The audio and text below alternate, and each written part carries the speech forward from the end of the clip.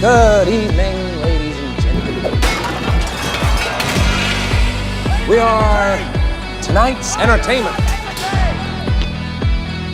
There's no business like show business. Sit back, relax. Thank you so much for coming out tonight, guys. Showtime, folks. Is the moment we've all been waiting for the thousands in attendance and the millions watching around the world. Ladies and gentlemen, let's get ready to rumble!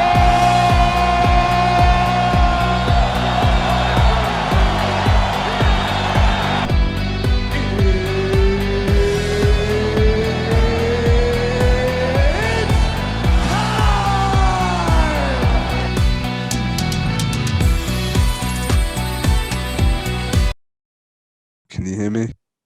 No, a little bit louder. What do you mean? A bit louder. Welcome to the film game, ladies and gentlemen.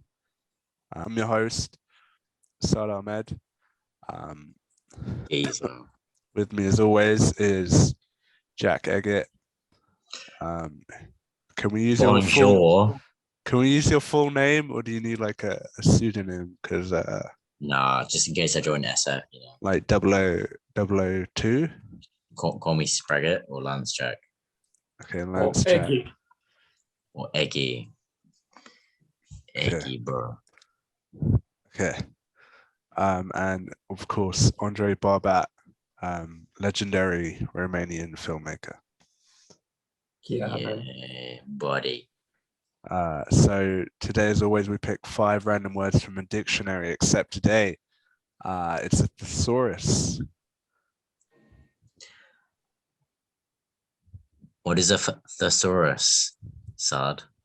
It's like a dictionary, but it gives you different words instead of the definition. Like synonyms. Yeah. Okay. So the first word is not too much feedback, yeah, from this mic. No, you need to bring it closer though. No, but but then I breathe into it. Okay. Okay, first word is property. Property. Yeah. Building. Okay, second word is earnings. Oh. Third word is orchestrate. Orchestrate. Okay. Is your mother proud of you? Protocol. What is that? Protocol. How are you gonna use that word? Protocol. Okay, what are we at? Protocol. We need we need one more. Okay, let's try and get a good one. Right.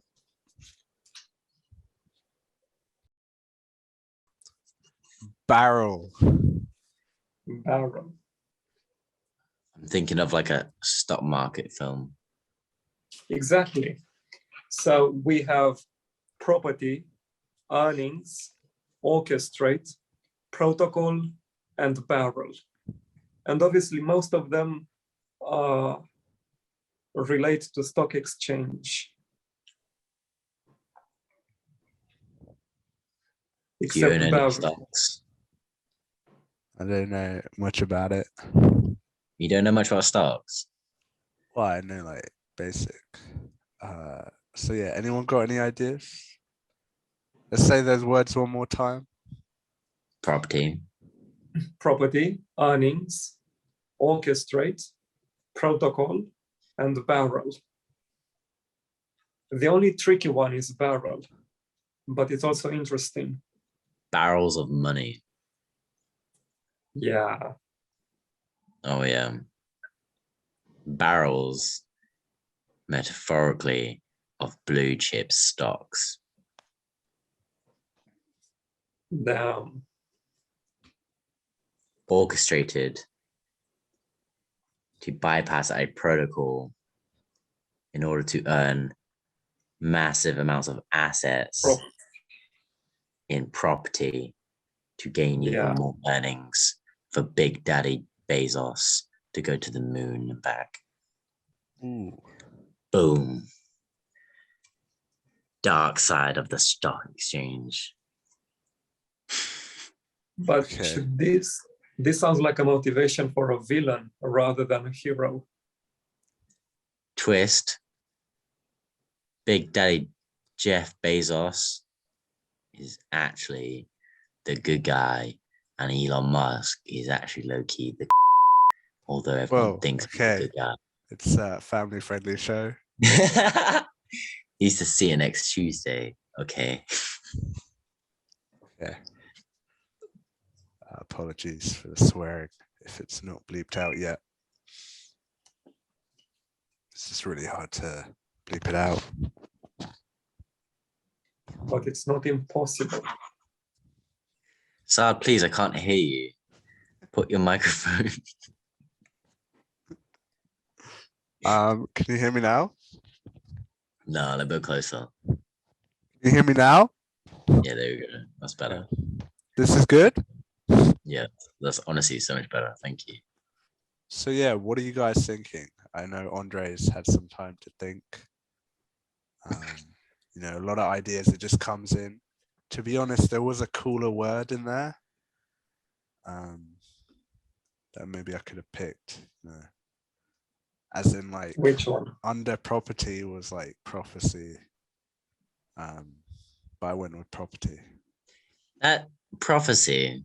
Yeah, well, it's a cooler word, isn't it, for the film? Yeah, but I don't think that's a synonym of property. No, it has the words.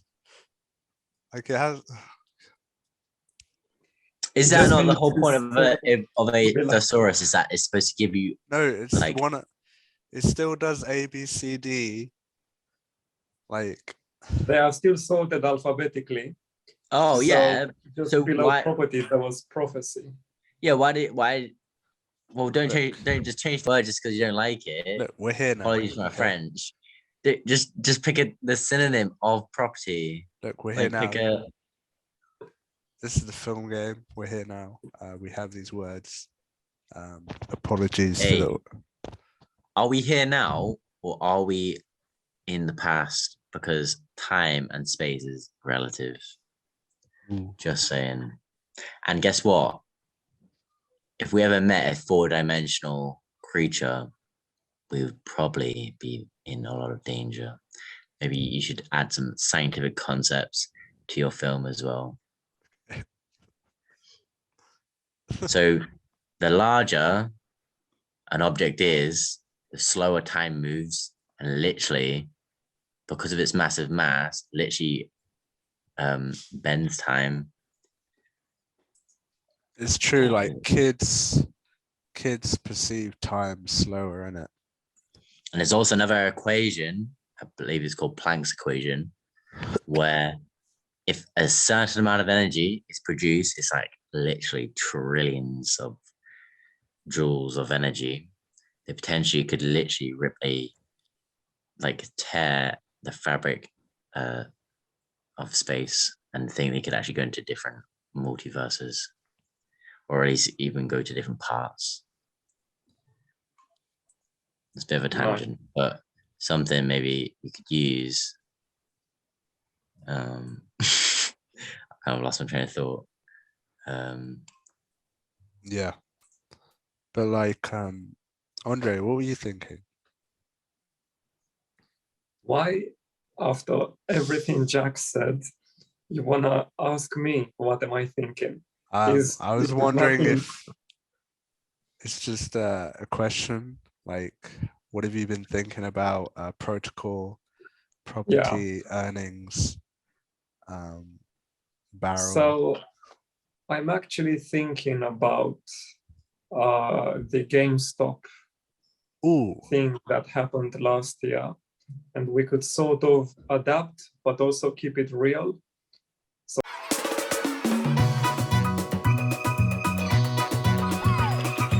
All right, Alrighty, so today I'm going to explain what just happened with GameStop. To put it mildly, it's been a wild ride for GameStop, which at one point here has been valued at more than Delta Airlines, which is very weird because GameStop, for people who have visited it, is basically a swap meet meets Blockbuster for video games.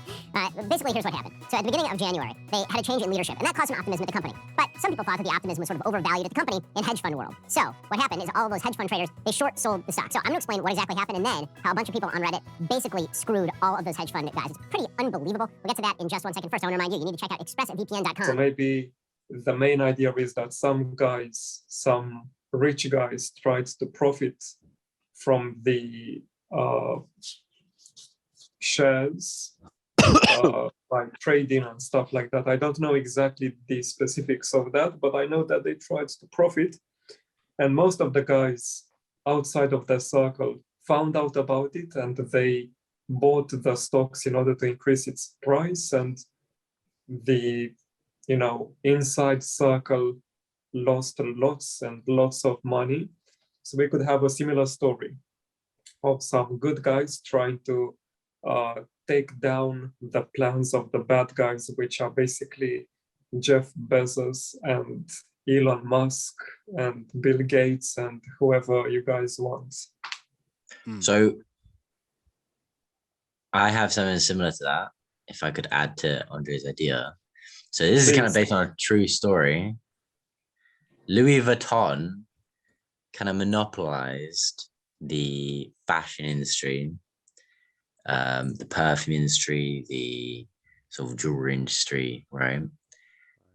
But I mean, I don't know if you could call it evil.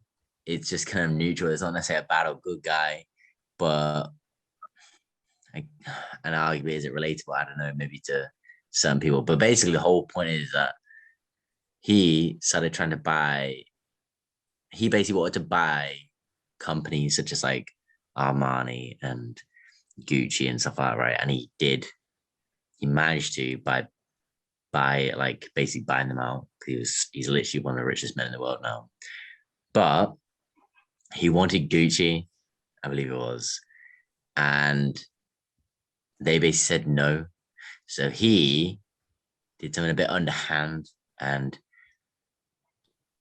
basically orchestrated to buy loads of their stocks without them really knowing about it, until the point where he actually had quite a majority of their own company anyway. But then they had to like produce like a protocol to stop him from buying their stocks before he basically became like chairman basically of, or CEO of the company anyway, from just like majority of shares. And yeah, it's nothing to do with property necessarily. I guess property of like owning shares, but yeah, he basically bought them out so much and orchestrated this massive like underhand like collection of basically their company, that Gucci or this other company had to basically put a stop to it before he basically like forced to buy them out, essentially. Because essentially what he was proving was that because I have so much money, if you don't sell me your company, I'll buy you out forcibly through like you naturally giving shares out to people. So they had to like put a protocol in to stop them. And yeah, this is basically so he can make massive earnings and is now literally one of the richest men in the world. I think he's like third or second. But yeah, quite interesting. Don't know if you consider it evil, but he's basically like not a dictator, but a conqueror. Yeah. Okay. So yeah, where are we at, guys? What is your opinion of Bob Ross? I'm not sure who that is. Is he related to Louis Vuitton? Bro, you swear down.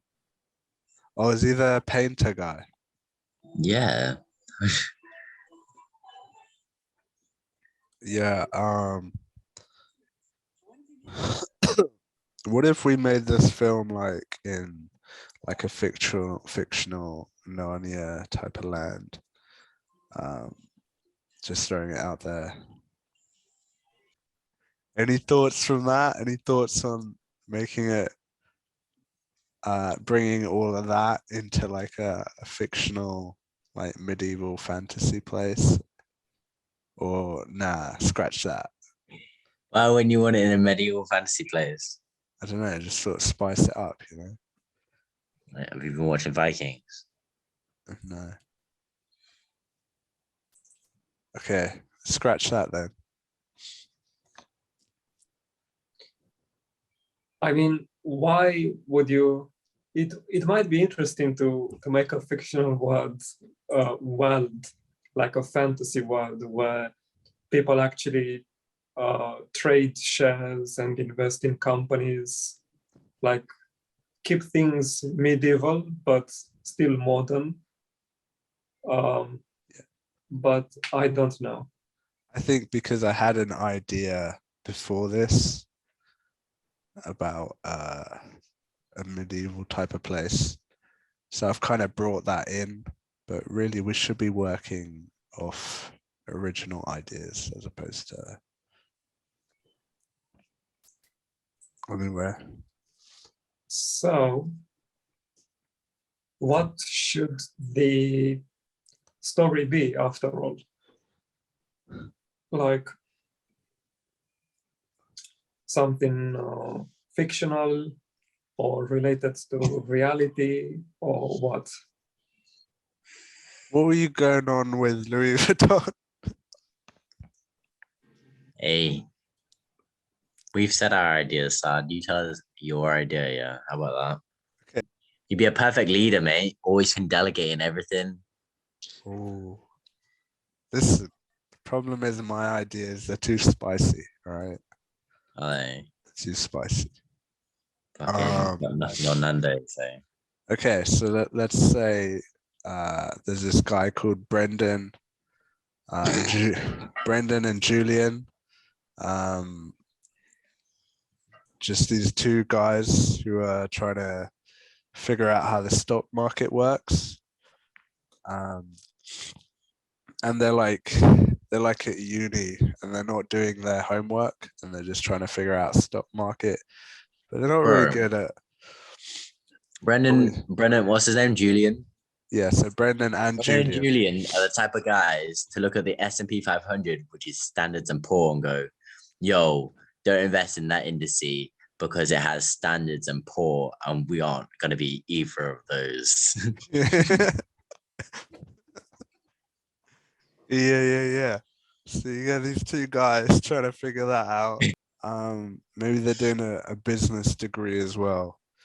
And they're also working at Domino's. They've got, Hey, not sponsored by Domino's, brother. And they've got like relationship issues as well. Maybe they're addicted to like gambling. Yeah, other stuff as well. And anyway, these delinquents get transported back in time into this medieval world, right? And they're like at the bottom of the ladder, like these paupers. But anyway, there's this like dragon. Bro, I'm so glad this is recording, isn't it? So yeah, so there's this dragon. I hope you just like watch this part back. There's this dragon that's like attacking the village, and they're just there and they're all running away. What are we gonna do? What are we gonna do? And then basically they meet this lady, this old lady, and she says, You must save us. Who are you? I don't know who you are. You're not from our village. You are the prophecy. The prophecy. And so Brendan and Julian are told by the village that they have to kill the dragon or they're going to be killed themselves. So really, they go on this journey and they find this old mentor, and he's killed the dragon before so that he teaches them stuff. And meanwhile, there's this whole thing about the property is being taken away, people's houses, by this king. right? And like there's sacrifices so that the dragon doesn't kill them. You know what I mean? And so yeah, they're taking away the earnings. They got to take the earnings to give to the dragon so it doesn't kill the people. You know what I mean? St. George, all that stuff. Okay, wait, where are we at? Barrels. You know what I mean? There's a lot of barrels back in the medieval time and that.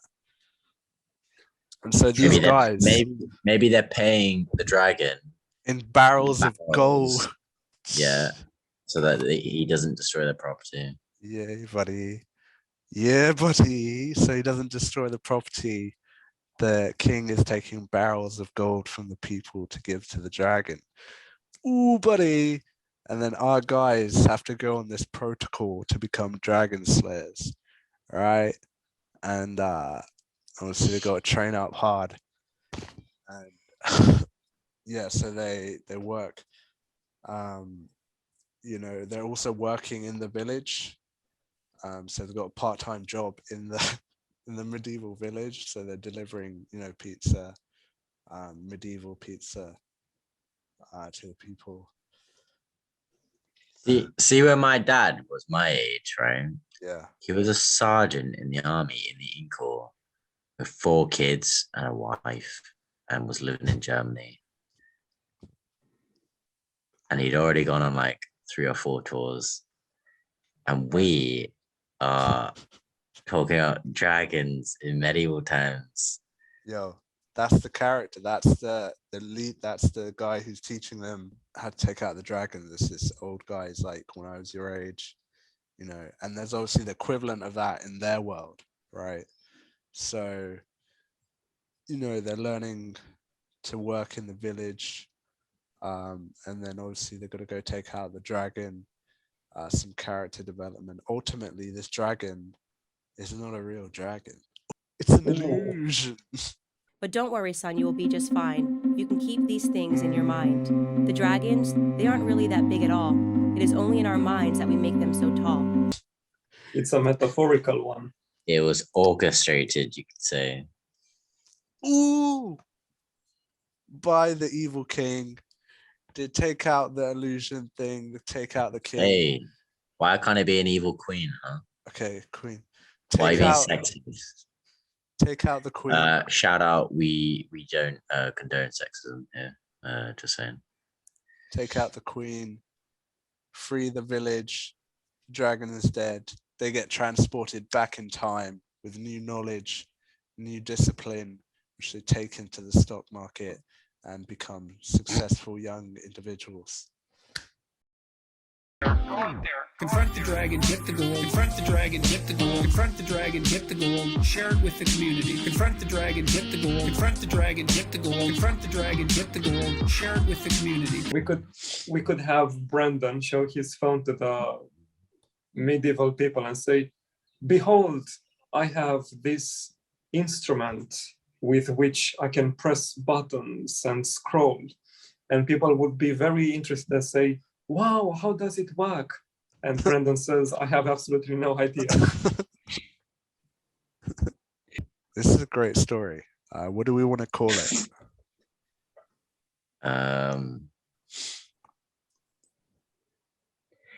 Brandon and Julian Revolution. Yeah. Dragon slackers. Oh, that's actually quite good. Bunch of slackers, and now they're going to slay a dragon. Dragon slackers. This is off topic, but it's just something I kind of wanted to read out because I found it quite amazing, and I think it's quite helpful. So, do you know much about the stock market? No. So, only until the past few years, it's actually become accessible to kind of the general public, also known as retailers, right? Which is us. Usually, you have to have a stockbroker or go to the bank, right? But have you ever heard of the S&P 500? So the S&P 500 is the Standard & Poor's 500. In the US market, that is top 500 stocks, including Amazon, Facebook, Google, basically big tech stocks make up a lot of it, right? And then you've got Microsoft, right? And the rest are like the other top 490 odd, right? Top stocks in the US market, right? So annually, over the past 100 years, it is annually, on average, made 10% return, which doesn't sound like much, but it's basically like guaranteed always go up. So if you check the indices on NASDAQ, or the NASDAQ exchange, right, you'll see historical figures. And it's literally just only gone pretty much like that over the past 100 years, right? So, you've ever heard of compound interest? Yeah, there's something about it. Jen, What? you were talking about compound interest. No, my friend. Okay, so basically, where compound interest is like exponential growth, right? So the more you put in, the faster it increases, right? So eventually, if you've made it a graphic of that, right? So the idea is that, say if you put £100,000 into the S&P 500 with a 10% return, right? It would take you, say, 5 years to make 100K on top of that 100K, right? For the next 2 years, it would then take you another 2 years, and rather than 5 years, make the next 100K, right? And so basically, what I'm trying to say is, because of this compound interest, right, and the annual average rate, so basically, if you invested, right, because now basically we have commission-free basically stock exchanges, or access to stock exchanges for commission-free, right? So basically, if you invested in S&P 500 indices, say £300 to £500 per month, every single month over 20 years, the annual return of 10% would literally be a millionaire. Yes. And now, how do we transport the moral from what you've just said into, a story? Really, it's about compound interest, about consistent work, which About is right. 1% of progress every day doesn't sound like a lot. 2.5 kilograms on the bar doesn't sound like a lot, but compound interest makes it like 317% each year. And of course, there are Sharia compliant S&P 500s out. So my dream casting is the following. I would cast Anne Hathaway as the evil queen, because she sort of looks like one, even though she's not that old. Who else? The two slackers, I would definitely say one of them to be Shia LaBeouf, because obviously he has to be in every film. But Shia LaBeouf to play Brendan, and Julian to be played by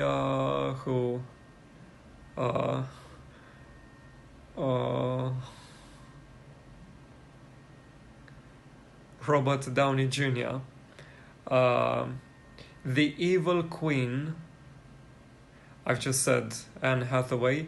The Dragon Slayer mentor, that should be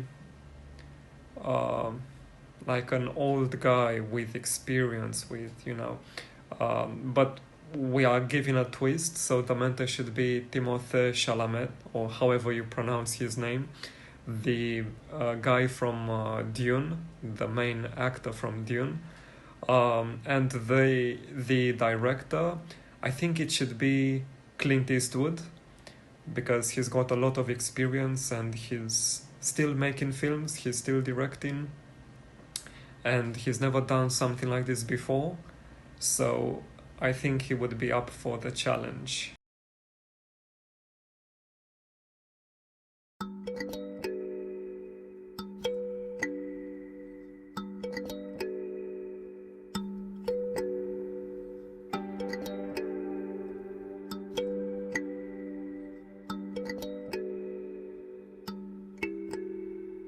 All the benefits in life come from compound interest, whether it's in relationships or making money or in learning. Compound interest is a marvelous force. You start out with 1x what you have, and then if you increase 20% a year for 30 years, it's not that you got 30 years times 20% added on. It was compounding, so it just grew until you suddenly got a massive amount of whatever it is, whether it's goodwill or love or relationships or money.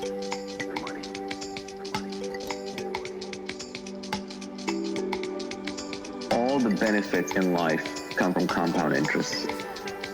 All the benefits in life come from compound interest. Long-term games with long-term people. Long-term games with long-term people. Long-term games are good not just for compound interest, they're also good for trust. For example, you're in Silicon Valley where people are doing business with each other and they know each other, they trust each other, then they do right by each other because they know this person will be around for the next game. But essentially, if you want to be successful, you have to work with other people. You have to figure out who can you trust over a long, long period of time that you can just keep playing the game with them, so that compound interest and high trust will make it easier to play the game and will let you collect the major rewards, which are usually at the end of the cycle. the benefits in life come from compound interest. All the benefits in life come from compound interest. Long-term games with long-term people. Long-term games with long-term people. So those people have to signal that they're going to be around for a long time, that they're ethical, and their ethics are visible to their action. When you've been doing business with somebody, you're friends with somebody for 10 years, 20 years, 30 years, it just gets better and better. Because you trust them so easy, if the friction goes down, you can do bigger and bigger things together. For example, the simplest one is getting married to someone, having kids and raising children. That's compound interest, right? Investing in those relationships. Those relationships end up being invaluable compared to more casual relationships. All the benefits in life come from compound interest. All the benefits in life come from compound interest. Long-term games with long-term people. Long-term games with long-term people. All the benefits in life come from compound interest. All the benefits in life come from compound interest. Long-term games with long-term people. Long-term games with long-term people.